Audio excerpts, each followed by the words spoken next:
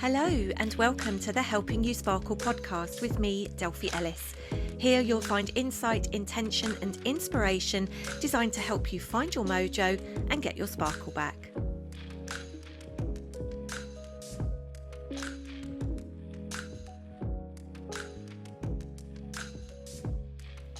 The information provided in this podcast is not intended to replace any medical advice. If you're worried about your health or well-being or engaging in any of the activities included in this recording, please speak to your doctor.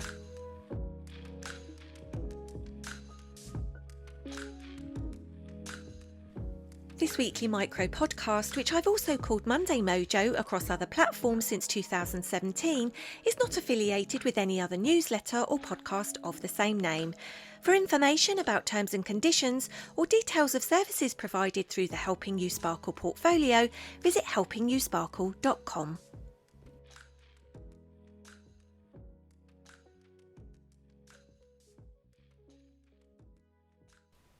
Monday Mojo.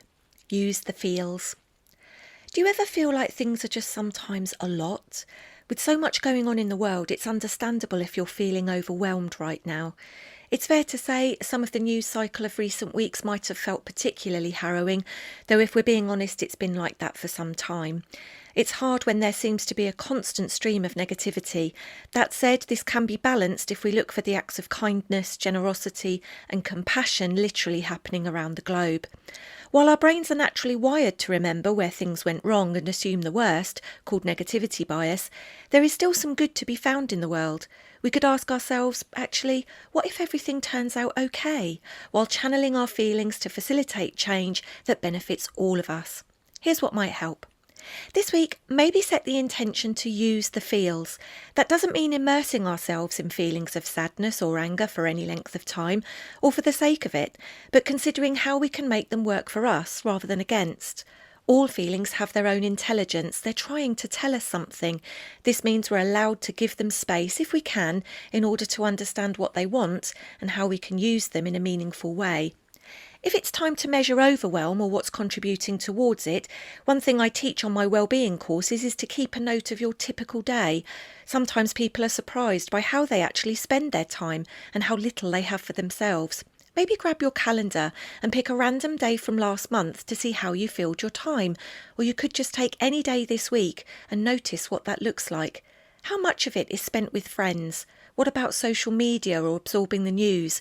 When do you set aside time just for you? And how is this affecting your capacity to cope? If it's because you have a million or more things to do, then you might find it helpful to separate the coulds from the shoulds. If it's something systemic that needs to change, though, then you may need to work on how you can influence the bigger picture. Do what you can with what you have from where you are.